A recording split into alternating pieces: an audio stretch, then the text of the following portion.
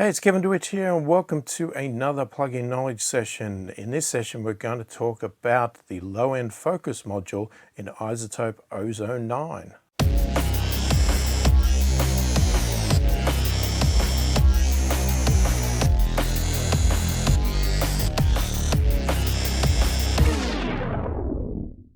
So firstly, if you are new to my channel and you like what you see, please click the thumbs up, subscribe to the channel, click the notification bell to be notified of all my future videos as they come out. So as I have covered in previous video, iZotope Ozone 9 has been released, has some new features, and one of the brand new modules is the low-end focus module.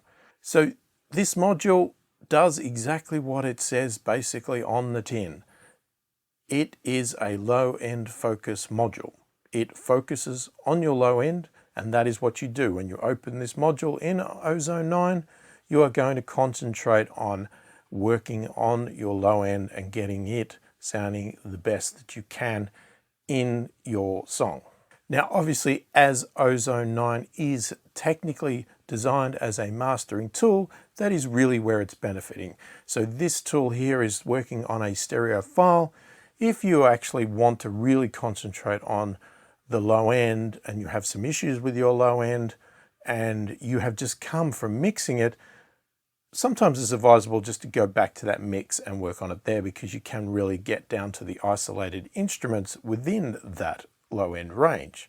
But in our case here, we're talking about, I guess, working on clients' material where they've sent you a stereo file, and you don't have that ability to go back to the individual instruments, and you've got to concentrate on the low end that is in the entire music there, the entire band setup, and you can't isolate individual parts of it, but we can obviously use this tool to focus on the low end and adjust it. So let's just get into it and I will show you exactly what it does. All right, so here we are in Ozone 9 and I've opened the new module, Low End Focus. So let's have a play with it and see what we can get out of this new module. So obviously this has been added in Ozone 9, didn't exist in Ozone 8 or anything before that. So brand new module, which is always nice to get in an upgrade from iZotope. We have our standard abilities here in that we can turn it on or off. We can move it around in the chain if we had more plugins. We can solo the module and we can open some presets for this module. So the point of the low end focus is to focus on our low end and improve it. It is going to give us results like punchy and smooth.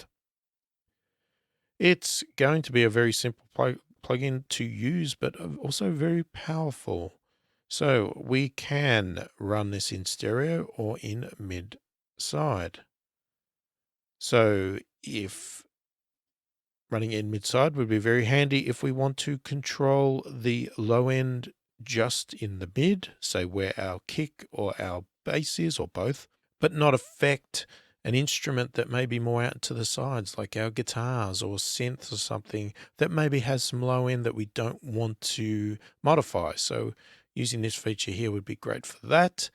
Or alternatively, the other way, maybe you want to control the low end on a instrument that's more in the sides and not affect your kick or bass, which means you would apply it more to the side and not to the mid.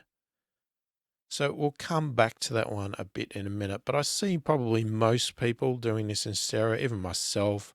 Generally, I'm going to be using this in stereo because most of the time our low end instrumentation is sitting in the middle anyway. So I don't generally have too much low end information out to the sides very often.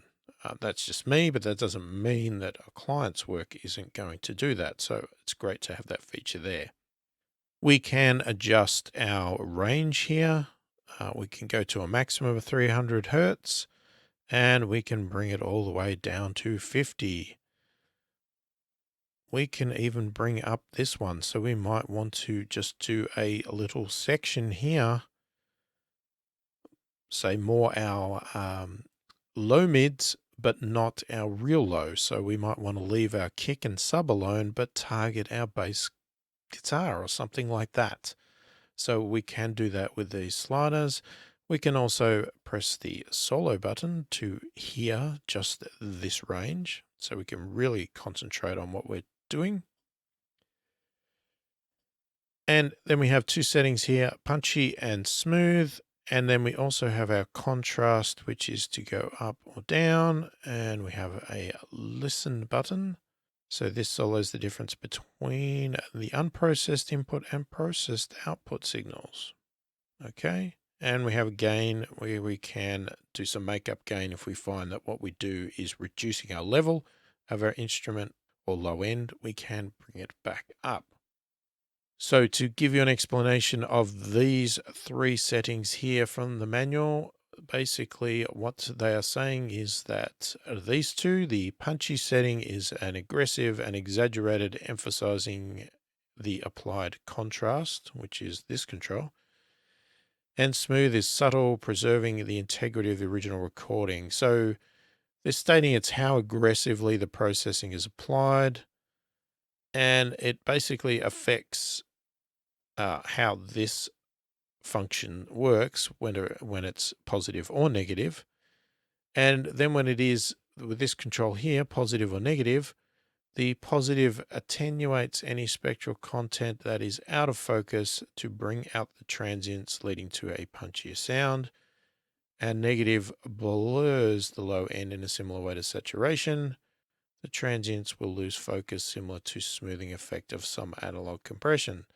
So I'm guessing they're going to go hand in hand, and we'll have to have a play with it to see. So let's just start playing with some settings and we can make sense of these controls a little bit more.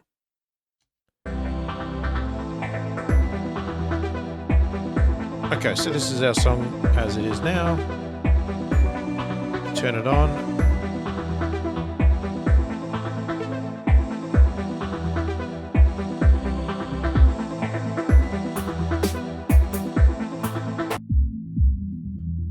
So if we solo, this is what we're listening to. So obviously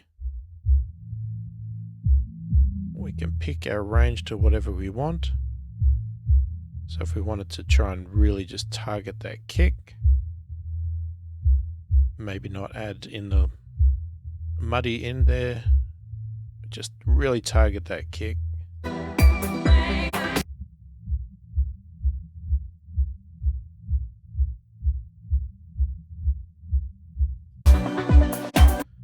So this is technically supposed to be what the difference between before and after is.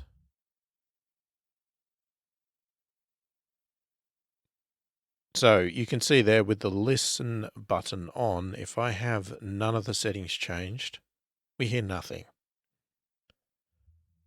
because it's playing us what we have modified, the difference. So you can see there, I push it up, we're adding more. Pull it down, you can hear. Listen very closely, you can hear some sort of crunchy, gravelly sound, which is what they mentioned about the saturation there.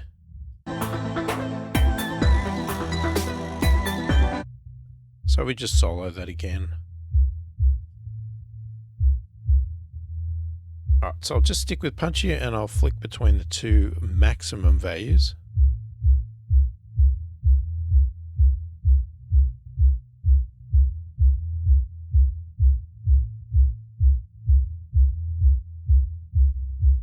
Now if we switch to smooth,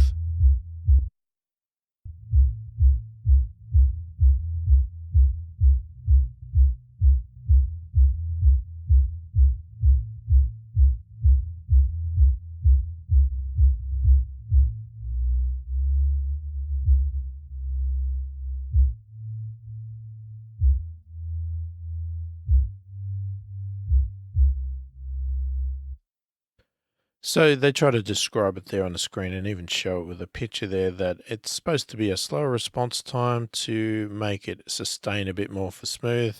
Punchy obviously concentrates more on the transients, making it more peaky, more punchy, and less sort of trail off there. It gets a bit thins out quickly, whereas this one stays a bit wider for longer. So it's a bit subtle, the difference between the two there, but it's definitely there. So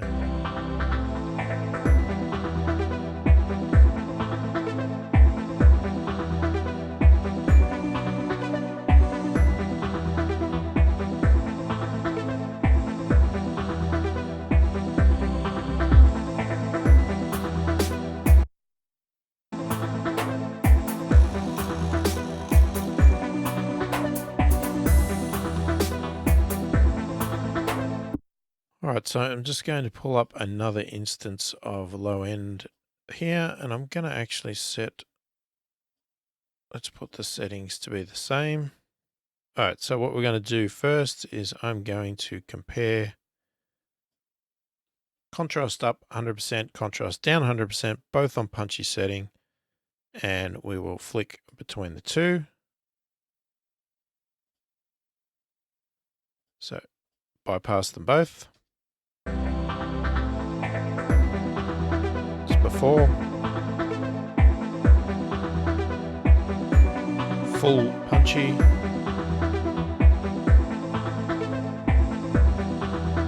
And negative full punchy.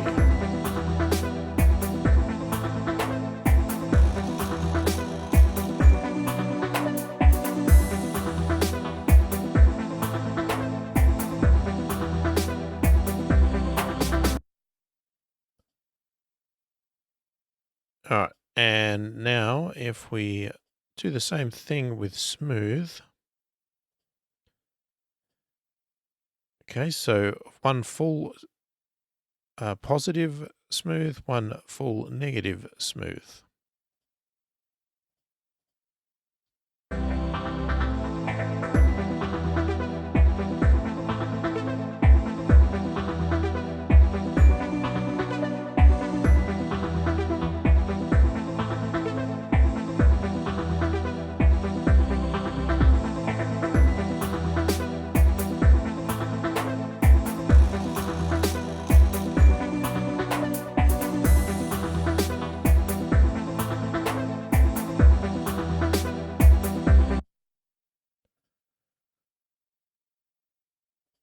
Okay, now let's do a positive punchy versus a positive smooth.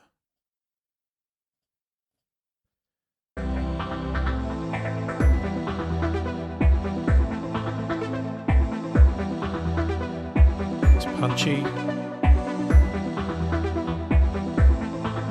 smooth.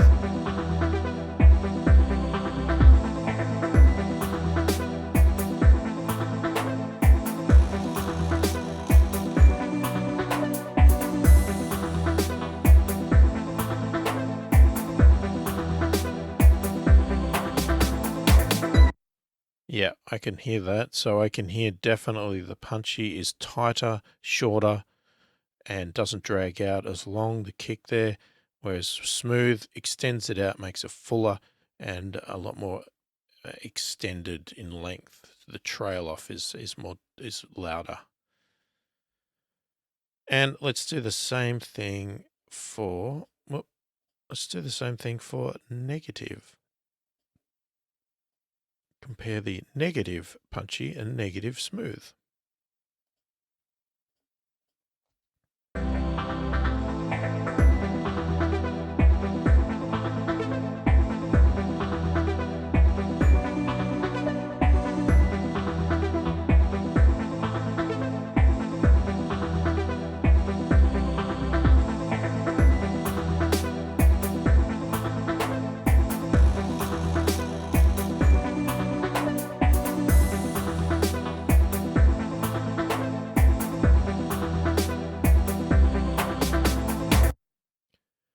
Same sort of results, just in the opposite direction there. So obviously I've pushed these to the extreme. Hopefully you don't need to do that in your own song. But there you go. I mean, it's as simple as that. Let's have a quick look at the mid side. All right, so let's pull it up here and let's just put our settings back to nothing. And I'm just going to solo it now. So this is in our stereo.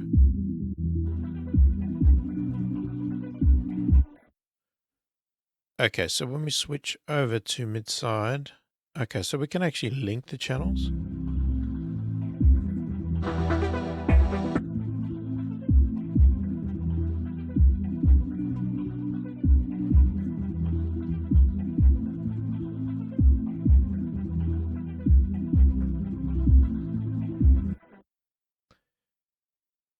Straight away, that's interesting. I'm not sure what we're listening to there. I don't know why it's going weird with the settings there, but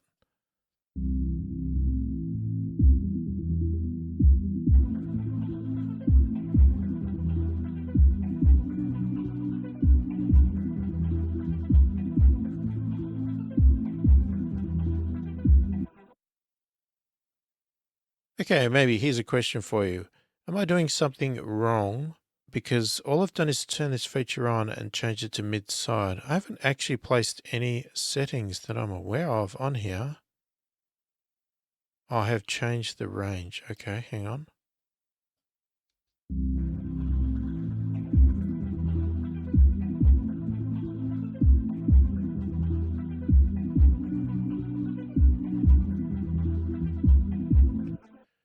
Okay, that's interesting. It's doing something really weird, and I'm going to assume it's a bug because I haven't changed any settings, and I don't have anything in listen or solo, and that has changed the entire sound of the song and made it really weird.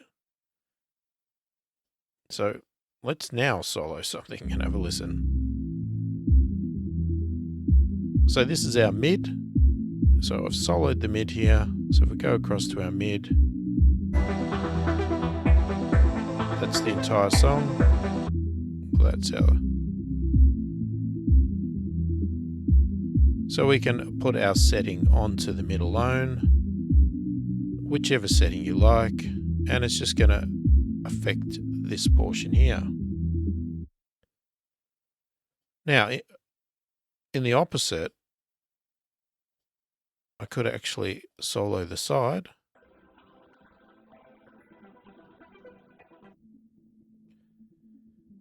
And this is the low end we have in the side, so we could play with that. But as you can hear, there's not much low end in there. Now, if I brought it down to the kick range, there's very little low information in there. But if I brought it up and I said, okay, I want to reduce some of this mud or do something with this, control it a bit better.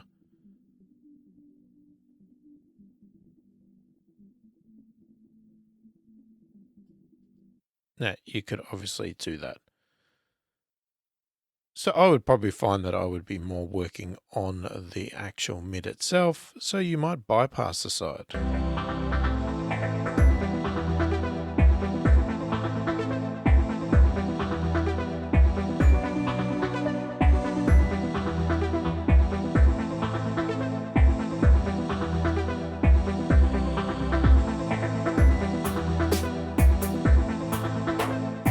So that's interesting. If I bypass the sides, it plays normally. The song becomes normal again. But as soon as the side is enacted and turned on, the song goes crazy.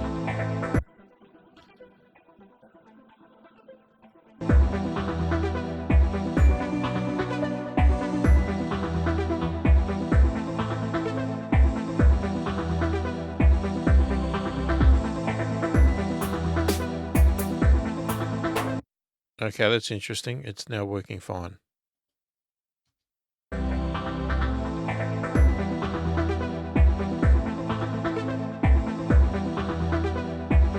I'm not sure what I did there. I don't know if I did something wrong or there's a little bug in here that just something went askew there, but it seems to be working fine now. So that's mid-side anyway. It's basically the same functionality. You don't really have to do anything differently, but you have the ability to target the mid or the side. So there you go. That is the low-end focus module in iZotope Ozone 9. What did you think of it? Let me know in the comments. I would love to hear your opinion. Is this a module that you have really wanted in Ozone added for this new version? Is it something that's going to sell you on the actual product to buying it if you don't already own it? Or if you do already own the product, is this going to encourage you to pay the fee to upgrade to the version 9? I'd love to hear your opinions on this. If there's any other features that you wish that iZotope would introduce into Ozone 9 in future versions, then let me know in the comments, because I'd love to hear opinions and start some discussions around that. Or do you just love Ozone as it is and you think these little additions here are absolutely perfect and are just making your job so much easier? I'd love to hear your opinion. Hopefully you got something out of this video, and if you did like the video, please click the like button, subscribe to the channel, click the notification bell to be notified of all my future videos. I really appreciate your support, and thank you for watching, and I will catch you in the next one.